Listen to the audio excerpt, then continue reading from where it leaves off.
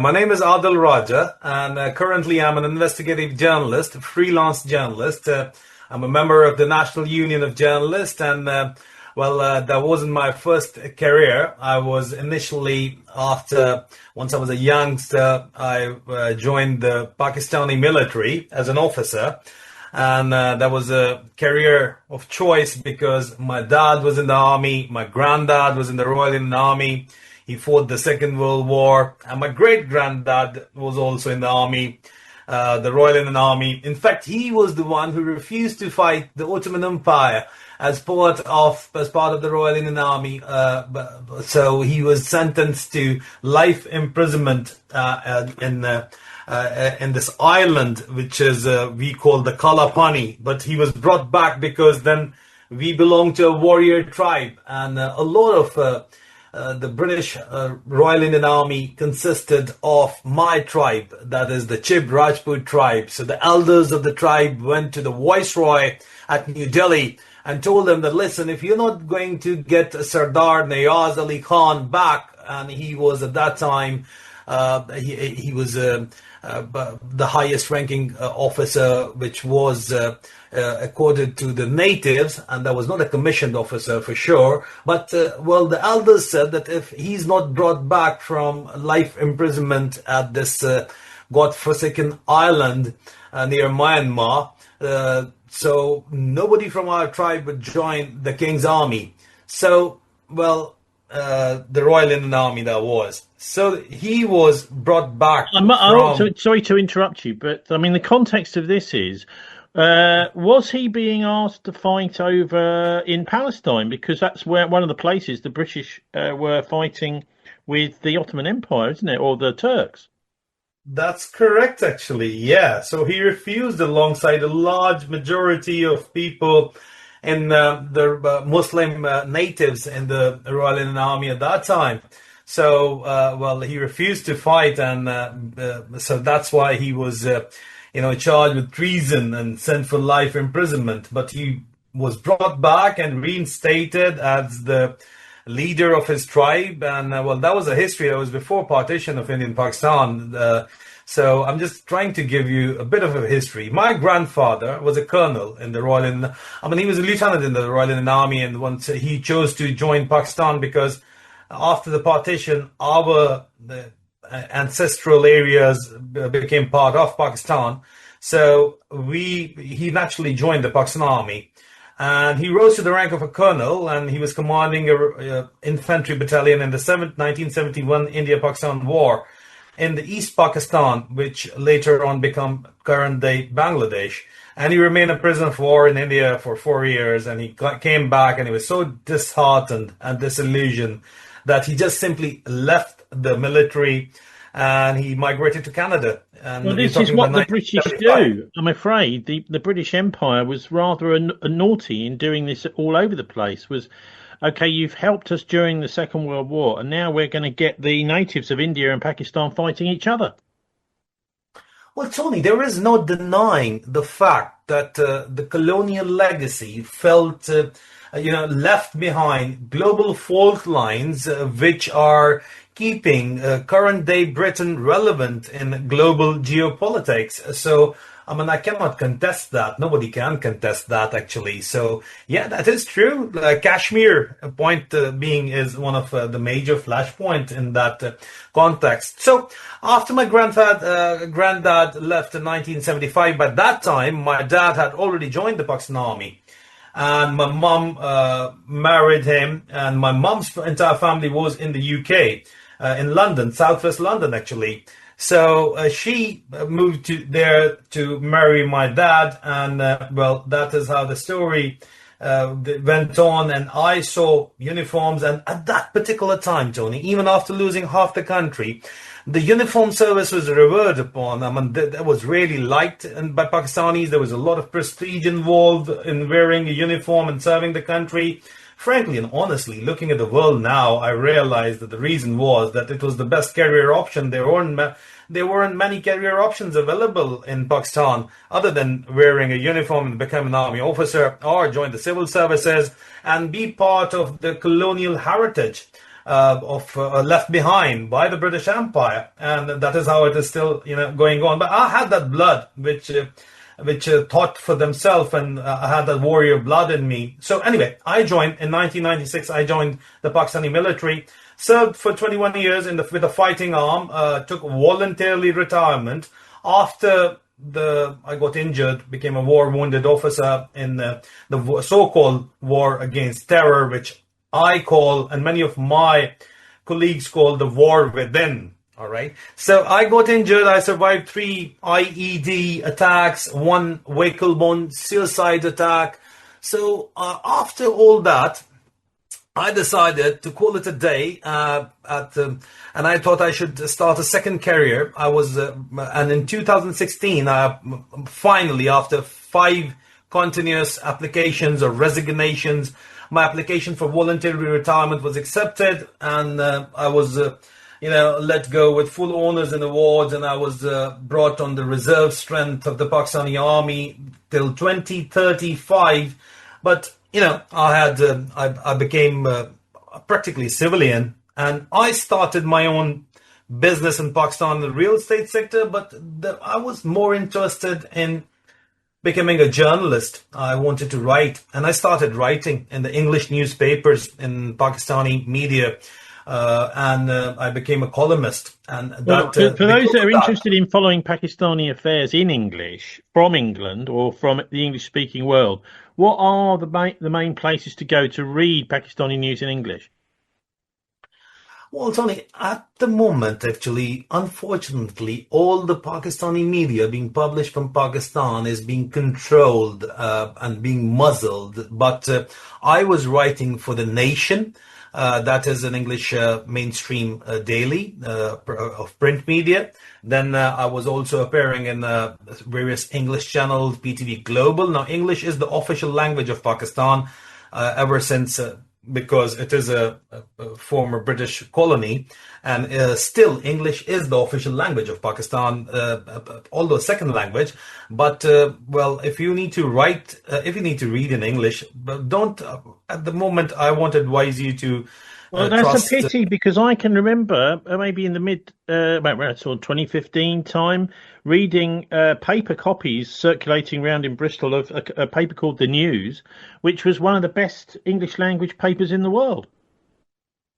Yeah, well, still the news still does publish, but the problem still remains. I mean, if it is being published from London, you'll find it you'll find it less adulterated. But if it is being published, I mean, they definitely are trying to maintain a reputation for themselves by allowing the voice of dissent to write. But what they write is heavily edited, and in my personal opinion, they are not allowed to do the independent journalism because of the atmosphere in Pakistan, because of the laws which have been passed recently called like PACA laws. And I mean, the laws are there designed to muzzle any kind of dissent, particularly if you are talking about those in power, and Pakistan is being ruled by the military from behind the shadows. It is a fact, not an opinion, but you're not allowed to criticize them. So if you're not allowed to criticize the Pakistani military, who are actually ruling the country, so what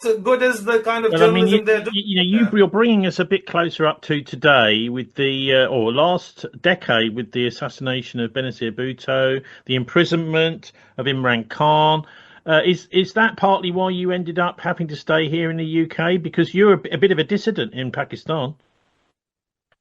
Well, Tony, I was just, after retirement in 2016 and 2017, I started writing, and I became a notable journalist, because at that time, nobody could buy the formerly Twitter, the blue tick. So you had to be a notable to get the blue tick. And as a journalist, I got that blue tick, and I was writing quite frequently. So, but I was supporting democracy, and I was supporting the national interest of Pakistan, which I could see was, in a democratic future for Pakistan. And I was supporting, of course, after Imran Khan came into power in 2018, and even before that, I was supporting him, because in the creation of his the cancer hospital he created on the name of his mother through crowdfunding, and I supported him as a school kid in the crowdfunding. Of course, he was our cricketing hero. He brought us the only World Cup we have won in 1992. So once he joined politics, so I got interested, and a lot of youngsters in Pakistan got interested in politics for the first time. That listen, we've got some kind of hope in the shape of this party Imran Khan has brought forward. And the party actually was, you know, excuse me, it was designed to promote accountability. And that is what was lacking in Pakistan, and justice. That is what was lacking in Pakistan, and a democracy on Westminster model, which which was lacking in Pakistan. But well, but that really did not suit the Pakistani military junta, the generals, my people who were ruling the country. And at that time, I was the spokesperson of the Pakistani Ex-Servicemen Society as well. I'm talking about 2020 and 2022. So I was also running a media cell for the Pakistani Ex-Servicemen Society. I was working in close collaboration with the Pakistani military headquarters and Pakistani intelligence headquarters, because we were tasked with, controlling, spreading the military's point of view. And at that particular time, the military was on one page with Imran Khan, and they wanted to promote Imran Khan's ideals until it didn't suit them, until the accountability process, started questioning the generals. So that is where they thought, hold on, well, that's not what he wanted, because the military in Pakistan, what we must understand, is not only like the military in the UK. It is running a 200 billion US dollar business empire. So they need to control the government in order to make favorable policies for their own business. What sort of businesses do the Pakistani generals own then? Just name a business, they own it all. Starting from shoemaking to banks to cement factories to oil businesses to sugar mills to food to livestock. Name any business, Tony. We know it sounds a bit like the Egyptian model, where you've got a military who are really like an oligarchy now. Yeah, that's correct. Actually, so the Egyptian model is, it's replicating the Pakistani model in our history in Pakistan. Well, we've got a military dictator, a military president, Ayub Khan, starting from 1950 up to the mid-1960s. Then we had Zia-ul-Haq, starting from late 1970s up till the late 1980s. A 10-year stint. Then we had General Musharraf, another 10-year stint. And now we've got another military, dictator, de facto ruler, Asim Munir, who wants to follow the footstep of his predecessors, and he wants to become the next ruler who will rule for 10 years. Yeah. I mean, I think it's fascinating. You've given us an amazing insight there into why Khan was imprisoned, why there was this judicial mugging of him. In many ways, of course, the investors in these businesses won't even necessarily be Pakistanis. They may be Chinese, but they're more likely to be from the United States, who has also played this big role in Egypt in manoeuvring things to put the military in charge of much of the industry and infrastructure there.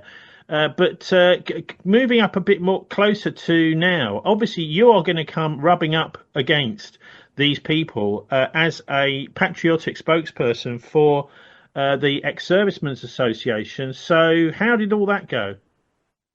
Yeah, well, that's why they can, that's where I got in trouble with them, because Imran Khan's regime change operation was something in which, Imran Khan's regime change operation was very carefully crafted. The military told him to go to Moscow to meet Putin on a state visit, and once Putin attacked Ukraine, Imran Khan was already in Moscow.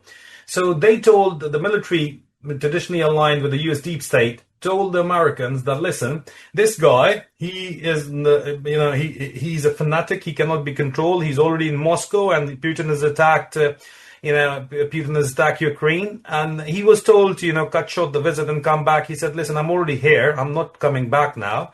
So I'm not going to support the invasion of Ukraine, but I'm already here. So that was very bad optics for Imran Khan, and that provided an opportunity to the Americans to write, to write a diplomatic cable called the cipher to the Pakistanis that listen, he needs to be removed from power, and he was removed from power in a vote of no confidence, allegedly orchestrated by the Pakistani military. And Imran Khan spoke about it in detail, and Imran Khan, made that secret cable cipher public as well. I mean, he didn't make it public, but he talked about it publicly. And then later on, it was reported widely in the media. So it was quite clear that the U.S. government was involved in removing Imran Khan from power. I mean, who doesn't know that Americans are involved in regime change operations? They certainly are. That's just one of the things they love to do. But so how come this landed right on your doorstep? How did that happen? Yeah, so the army chief, in fact, boosted about removing Imran Khan from power in a meeting with the ex-servicemen, and I made that thing public. I made his admission public, and I said, well, yes, the Pakistani army chief, the most powerful man, General Bajwa, he has acknowledged in a meeting with the Pakistani ex-servicemen society that, yes, speaking to the ex-servicemen, that, yes, we have removed him from power because he was being a very naughty boy. He was not listening to us, and he was creating a lot of trouble for us. So, yes, we have removed him. And he acknowledged, in his overconfidence, and once high on the Powerade, you become so myopic that you can't look at the long-term consequences. So I made that admission public, and that became a cardinal sin. And then the Pakistani intelligence agencies started raiding my house, my mom's house, in fact, because my wife and kids were already here in the UK, in London.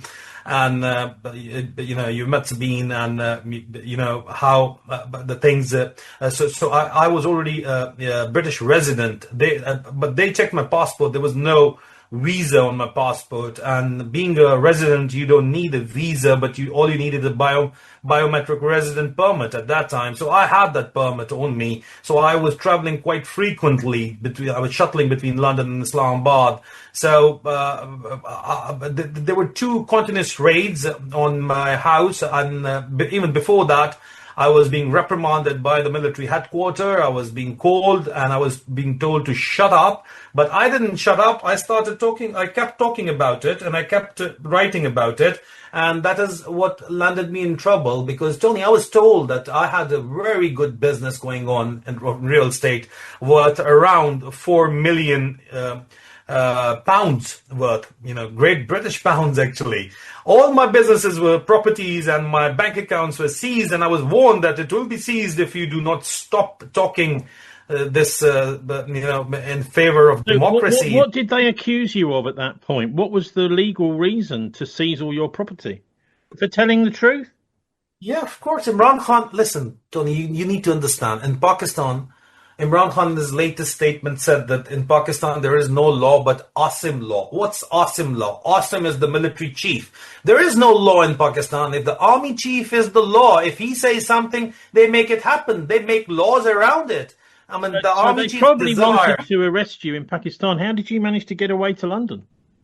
Yeah, that's a very interesting story. So the first night they, came to arrest me and the video went viral because my mom didn't open the door, and we were living, my mom being a widow of an army officer, living in army provide their own colonies, their own housing, estates to live in, and these are, very well protected as well, and all the military officers are living there.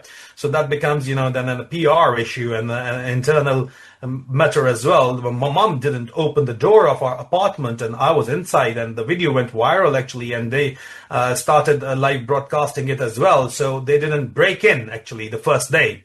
And even before that, I was being reprimanded on a daily basis, and I was being warned that, listen, you are going to bear the consequences. The next day they came again, but by that time I was ready. And since I was this very successful businessman, 4 million might not sound a very big amount of money as in the UK, but in Pakistan, it's big money. All right. So I had my own people, I had my own security guards, I had my own people working for me, and they were ready, in fact, waiting for my call. So I called them, and then I switched off my telephones, because my mobile phones, because that is how they track your signals. I called them, and they all, in fact, gathered outside my house, and they tried to block them while I made an escape from the back door. And I had a car parked in the garage backside of the apartment. It was unregistered car. So I, drove myself, went to a relative's house. The same night I booked a ticket. In fact, I was already booked to come to the UK to meet my children and my wife 2 weeks after that raid, and it was Eid day, and I was booked at the Saudi Airlines business class. But I had to, the same night I booked the first available ticket. I still remember, one-way ticket of Qatar Airways cost me, almost the price of a return ticket of business class, but economy ticket, I got it from a friend, and he bought it, so I had to pay him in cash, so that my details are not displayed on the system in case I'm being monitored. And before they could send out an advisory to the airport, I directly reached the airport very early in the morning, and I boarded the flight to Doha. By that time, my phones were switched off completely. My wife panicked. She made the news public. It was already public. She made the videos of the attack, the raid, public. So there was a lot of hue and cry in the Pakistani media. They started talking about it. By the time the newspapers got published, and the news of attack, the raid against me, the armed raid against me got public, I had left Pakistan. I was already on board, and I was already in Doha, Qatar. Yeah, well, that must have been a nervous moment as you're getting onto the aircraft, hoping that the news has not got through from the military to stop you leaving the country. Tony, this is very interesting. You're the first person, in fact, who could actually, who's asking me this question. And that's why I really like you, Tony. I don't want to, sound very appeasing of you, but you're a friend, of course. But nobody ever asked me the kind of stress it was there. I was continuously praying that, and I was really, my phones were on airplane mode. I couldn't talk to anyone, and I was really worried. But there is an admission as well, Tony, that since I was very well connected, and I still maintain, sources in the Pakistani intelligence community and the Pakistani military, I was helped at the airport to, get passed through immigration without a check. But the guy who was helping me out, the guy for immigration officer, he didn't know actually that why is he giving me this protocol, because he was asked by a friend who's a very highly placed friend, and later on he did get abducted by the intelligence services, and he got court-martialed for facilitating my escape. In fact, the officer who helped me in the ISI, this is the first time I'm telling this to anyone, he got court-martialed for facilitating my escape. So he did facilitate it, and I did get passed through. At that time, they were not expecting me to just overnight leave, because they was just trying to scare me off, because I was already a very notable journalist, and they didn't want to, take me to task, as they would say. And but still, I was very careful, and I was helped by, different people, and as I told you. But even then, once I was sitting, I did go through all the checks, and my name wasn't flagged at that particular time. I was the first one who escaped the country, and all the checks came in after that. They placed an officer of the intelligence agency ISI at the airport after that. So I crossed the immigration, and there was around 40 to 50 minutes for me to board, and that was very intense moments, and I was praying that nobody comes after me, and it has happened. They've, got people offloaded from even while they're sitting in the plane. So till the time the plane didn't take off and left the Pakistani airspace, I was stressed. Yeah, and you could breathe a sigh of relief, maybe even go into the toilet and have a cigarette or something, even though you're not supposed to do that. Look, anyway, you're now in London, but they are still pursuing you. But before you mention that, I wonder, could you say something about the operation of the intelligence service over there? The ISI is notorious, inter-services intelligence, and also the counterparts over in India, the RAW. The ISI and RAW are, fixated in a traditional India-Pakistan rivalry, which is a legacy of the British colonial rule. Once they left behind Kashmir issue unresolved, and over that issue, Pakistan and India have fought three wars ever since 1947.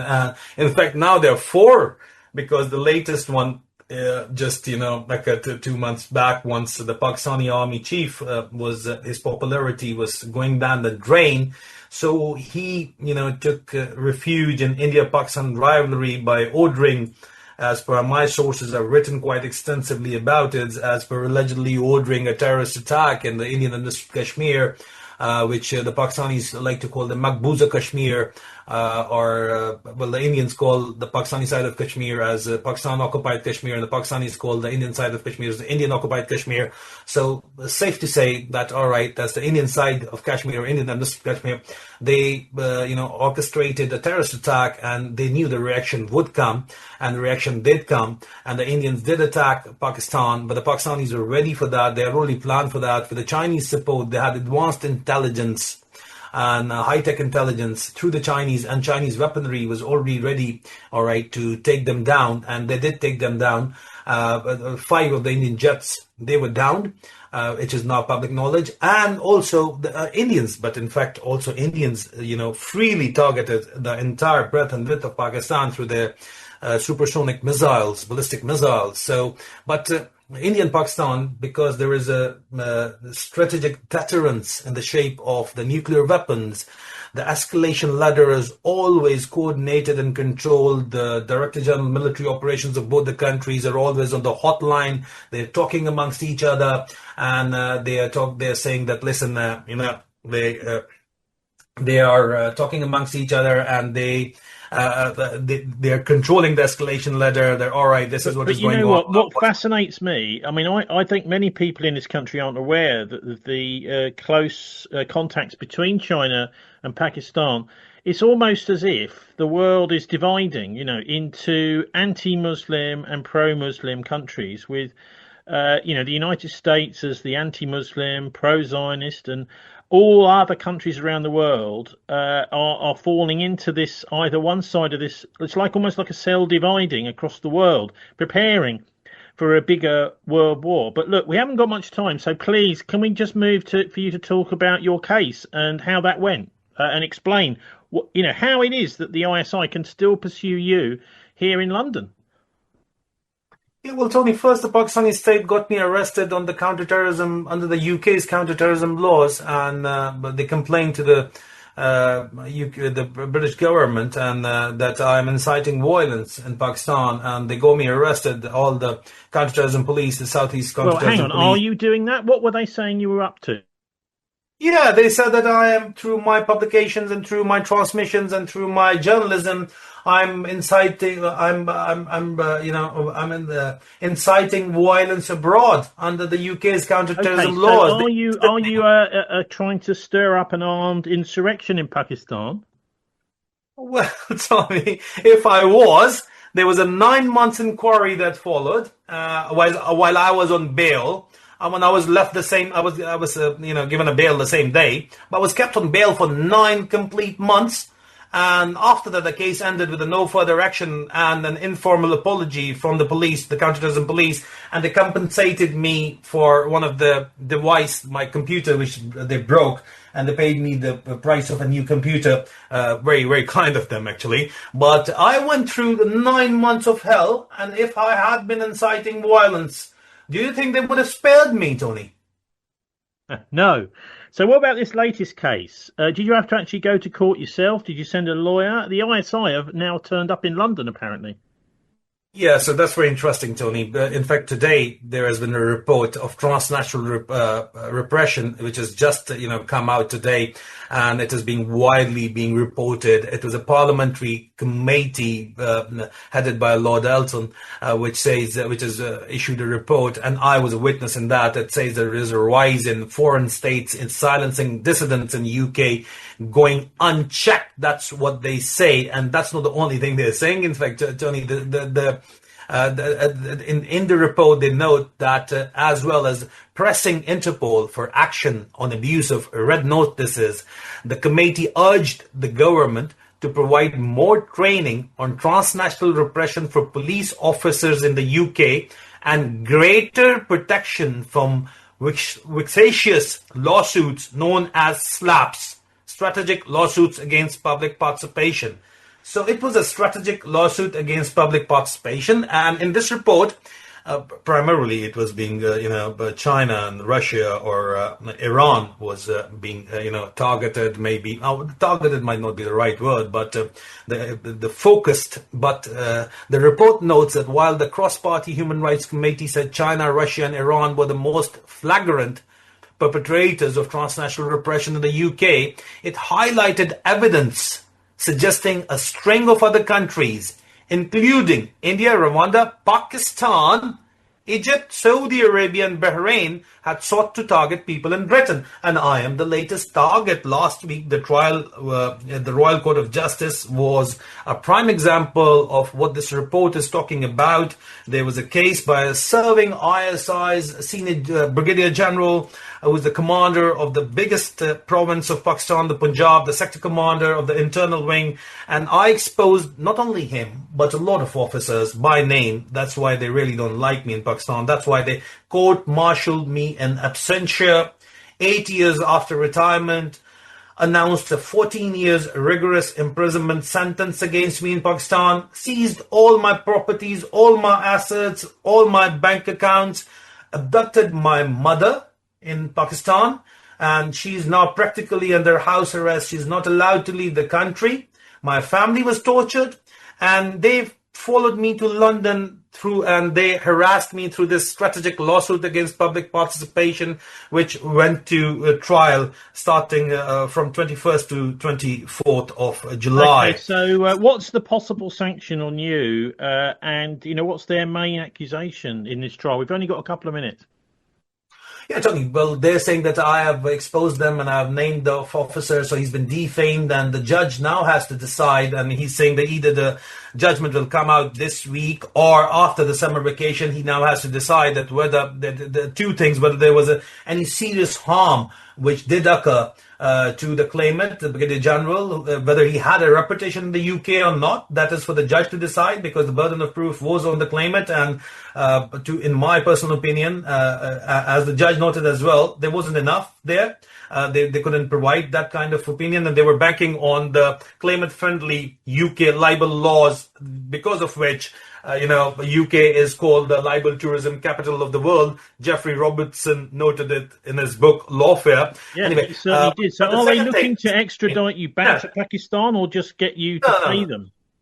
No, Tony, they're looking. I can't pay them. I've got nothing. I've got no assets left. How can I pay them? But the judge has to decide now whether he's going to grant me the privileged defense or not, whether I was a responsible journalist and whether my publications were made in public interest or not. Well, they were in public interest. There is no contention there. But whether my journalism was responsible or not, the judge has to decide that. And the National Union of Journalists is standing right behind me. And I really do. I'm thankful for journalists like you who are standing behind me. So that is what the judge has to decide now. So, there is no jury. The judge has to decide.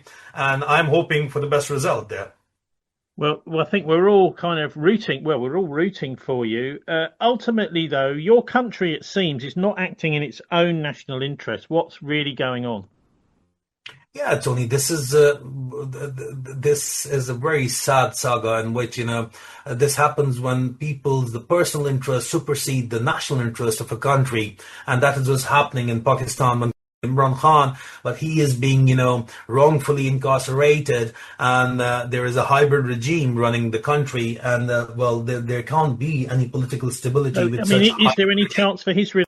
till the time the people don't rise up, or till the time some international factors like his sons were in the US, they're lobbying for his release. So some international factors, they work around to move for his release. But Imran Khan himself is not interested. He has been offered many times through his near and dear ones to make some kind of a deal with the military, but he has refused to make a deal with Yeah, the well, he won't sell with the out. devil. Yeah. So, Yeah. maybe you could just tell us how people can find and follow you online, and I'll leave you with a thought that maybe the British government is not acting in the British self-interest, so Pakistan isn't alone. How can people follow you, Adil? Yeah, you can follow me on X, formerly Twitter, at Soldier Speaks. All right, and you can find me my work on my website soldierspeaks.org. If you go on my website, you're going to find all my socials, and my website is info@soldierspeaks.org. Adil Raja, thanks very much for joining us, and the very best of British and Pakistani luck to you. Thank you for having me, Tony.